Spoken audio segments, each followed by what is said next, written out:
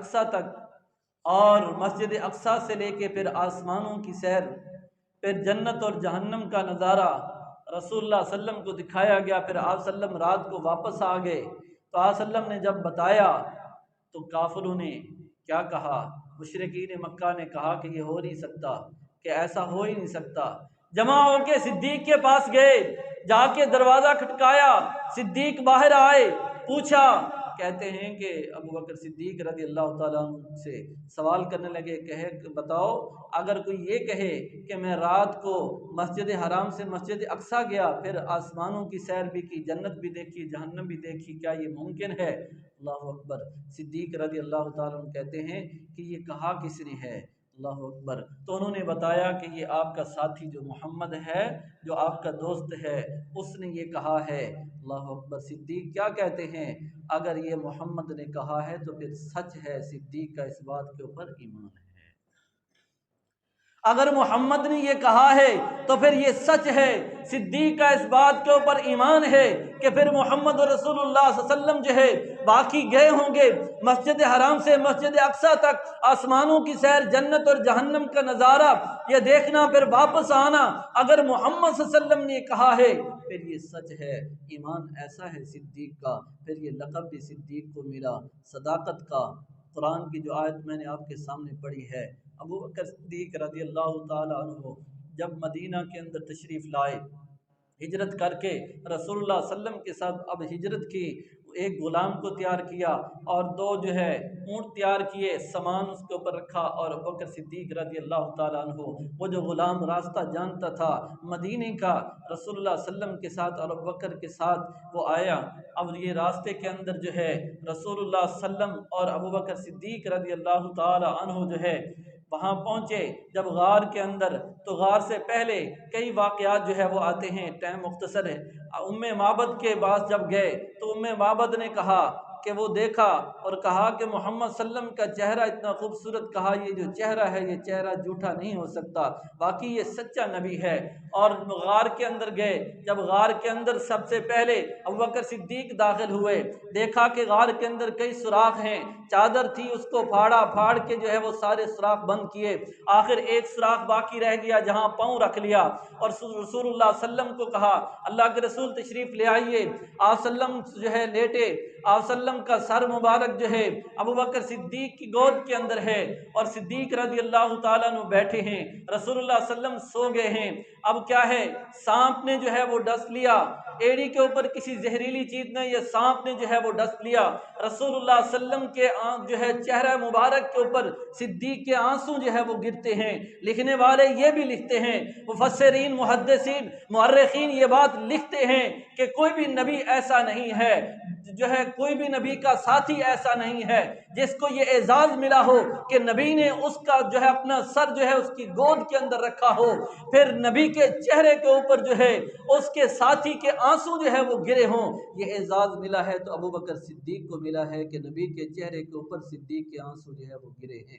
رسول اللہ صلی اللہ علیہ وسلم بیدار ہوئے، کہا صدیق کیا ہوا؟ کہا اللہ کے رسول کسی چیز نے کاٹ لیا ہے۔ رسول اللہ صلی اللہ علیہ وسلم نے فرمایا صدیق پریشان نہیں ہونا، جو ہے اللہ تبارک و تعالی جو ہے اللہ تبارک و تعالی نے اس کا بھی جو ہے بندوبست کیا ہے۔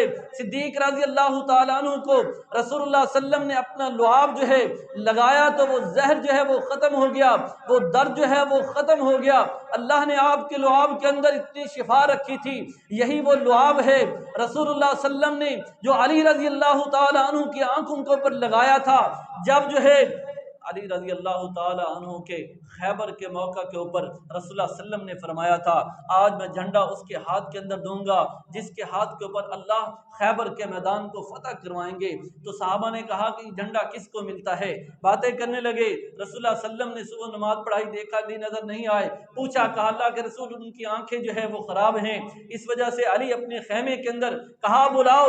وہ لعاب رسول اللہ صلی اللہ علیہ وسلم نے اپنا لعاب اب علی رضی اللہ تعالی عنہ کے آنکھوں کے اوپر لگایا تو ان کی آنکھیں جو ہے وہ صحیح ہو گئی، اور یہی لعاب عبداللہ بن عتیق رضی اللہ تعالی عنہ جو کہ عبداللہ کے جو ہے یہودی کے قلعے کے اندر داخل ہوئے تھے اور جب باہر نکلنے لگے تو ان کی ٹانگ کی ہڈی جو ہے وہ ٹوٹ گئی تھی، جس کی وجہ سے وہ لنگڑا رہے تھے، پریشان تھے۔ رسول اللہ صلی اللہ علیہ وسلم نے لعاب اپنا لگایا تو وہ ٹانگ جو ہے عبداللہ بن عتیق کی جو ہے وہ جو ہڈی ٹوٹ گئی تھی وہ ہڈی صحیح ہو گئی اور اس طرح چلنے لگے جیسے کچھ ہوا نہیں تھا۔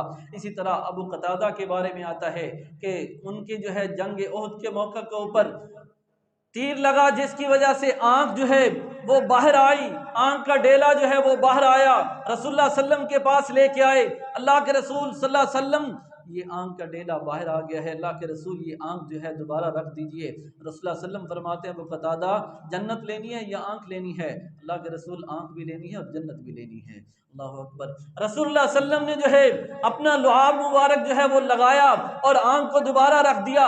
ابو قتادہ کہتے ہیں اس طرح میری آنکھ ہوگی جیسے کچھ ہوا نہیں تھا، دوسری آنکھ سے بھی زیادہ اس آنکھ سے مجھے نظر آتا تھا۔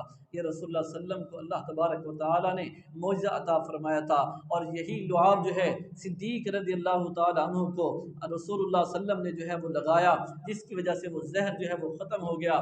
اب ابو بکر صدیق اور رسول اللہ صلی اللہ علیہ وسلم مدینہ کے اندر پہنچے۔ آپ صلی اللہ علیہ وسلم جو ہے راستے کے اندر ایک جگہ پہ جمعے کا دن آیا اور جمعے کا ٹائم ہوا، وہاں پہ آپ صلی اللہ علیہ وسلم نے جو ہے جمعہ کی نماز پڑھائی، پھر آپ وہاں مدینہ کے اندر پہنچے۔ اب لوگ استقبال کے لیے آ رہے ہیں، لوگوں کو نہیں پتا تھا۔ ابو بکر صدیق رضی اللہ تعالیٰ عنہ رسول اللہ صلی اللہ علیہ وسلم سے بڑے تھے اور لوگ یہ سمجھ رہے تھے کہ ابو بکر صدیق جو ہیں وہ نبی ہیں۔ ابو بکر صدیق رضی اللہ تعالیٰ عنہ نے رسول اللہ صلی اللہ علیہ وسلم سے فرمایا، چادر بچھا دی، کہا اللہ کے رسول آپ بیٹھ جائیے، اور آپ صلی اللہ علیہ وسلم کے اوپر ابو بکر صدیق رضی اللہ تعالیٰ عنہ چادر لے کے کھڑے ہو گئے۔ کہا اللہ کے رسول تاکہ لوگوں کو پتہ چلے کہ آپ صلی اللہ علیہ وسلم جو ہے نبی ہیں۔ کہ ابو بکر صدیق رضی اللہ تعالیٰ عنہ رسول اللہ صلی اللہ علیہ وسلم کا ساتھ دینے والے، ہجرت کی رات جو ہے آپ صلی اللہ علیہ وسلم کا ساتھ دینے والے، مال قربان کرنے والے ابو بکر صدیق رضی اللہ تعالیٰ عنہ جب مدینہ کے اندر پہنچے، اب مدینہ کے اندر ہیں تو یہ قرآن کی آیت جو میں نے آپ کے سامنے پڑھی ہے، یہودی جو ہے یہ پراپوگنڈا کر رہے ہیں۔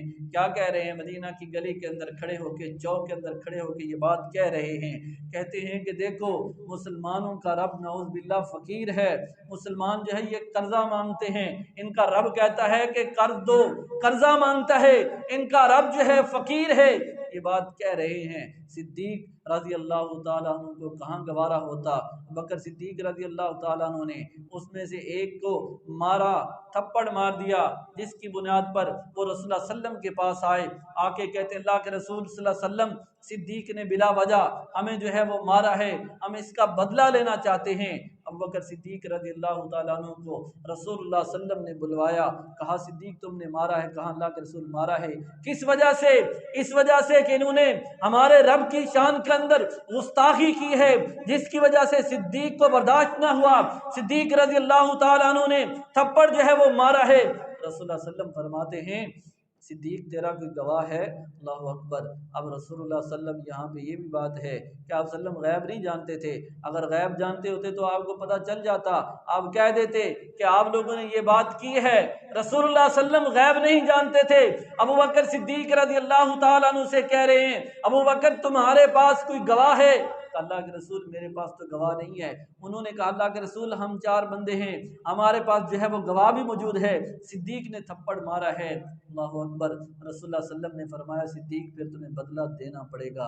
ابو بکر صدیق رضی اللہ تعالیٰ عنہ بھی تیار ہو گئے بدلہ دینے کے لیے۔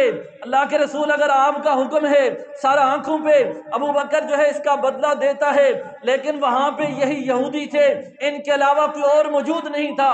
اللہ اکبر۔ ابو بکر صدیق رضی اللہ تعالیٰ عنہ بدلہ دینے کے لیے تیار ہوئے۔ آسمانوں سے رب نے جبرائیل کو بھیجا، جبرائیل جاؤ اس سے پہلے کہ صدیق کی گال کے اوپر جو ہے ایک یہودی کا ہاتھ جو ہے وہ پڑے۔ اللہ اکبر۔ کہا کہ جاؤ جا کے محمد صلی اللہ علیہ وسلم سے یہ بات کہہ دو، لقد سمع اللہ قول الذین قالوا ان اللہ فقیر ونحن اغنیاء۔ جا کے کہہ دو محمد صلی اللہ علیہ وسلم سے کہ تحقیق البتہ اللہ تبارک و تعالیٰ فرماتے ہیں سمع اللہ، اللہ نے سن لیا قول الذین، ان لوگوں کی بات کو سن لیا جنہوں نے کیا کہا، قالوا، انہوں نے کہا ان اللہ فقیر، بے شک اللہ جو ہے نعوذ باللہ فقیر ہے، ونحن اغنیاء، اور ہم مالدار ہیں، ہم غنی ہیں، ہم مالدار ہیں۔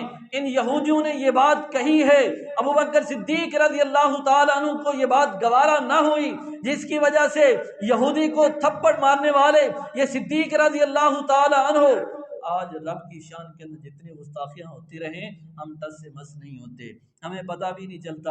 یہ صدیق رضی اللہ تعالیٰ عنہ کی سیرت ہے، ان کا ایمان ہے، ہمیں بھی ان کی سیرت کو اپنانا چاہیے۔ جہاں رب کی شان کے اندر گستاخی ہو، جہاں رب کے بارے میں کوئی ایسی بات کہے تو بھائیوں وہاں پہ کیا کرنا چاہیے، انسان کو دلیل پیش کرنی چاہیے اور اپنے رب کے بارے میں بتانا چاہیے ہمارا رب تو طاقتوں والا ہے، ہمارا رب جو ہے قادر قدیر ہے، وہی قدرتوں والا ہے، وہی خزانوں والا ہے، سارے خزانے اس کے پاس ہیں، وہ مال کے خزانے ہوں، وہ اولاد کے خزانے ہوں، وہ کوئی بھی خزانہ ہو، وہ میرے رب کے پاس ہے، وہ جس کو چاہے عطا کرے۔ آج لوگ کہتے ہیں کسی کے سامنے اگر کوئی بات کرتا ہے اور فلاں جی اس نے تو ایسے کر دیا، اور فلاں آپ کو پتا ہے فلاں ہستی تو وہ ایسے کرتی ہے، اس نے تو یہ کر دیا۔ اور بھائیو اللہ کے مقابلے میں وہ یہ بات کہہ رہے ہیں اللہ تبارک و تعالی غنی ہے اور اللہ تبارک و تعالی قدیر ہے، وہ قادر مطلق ہے۔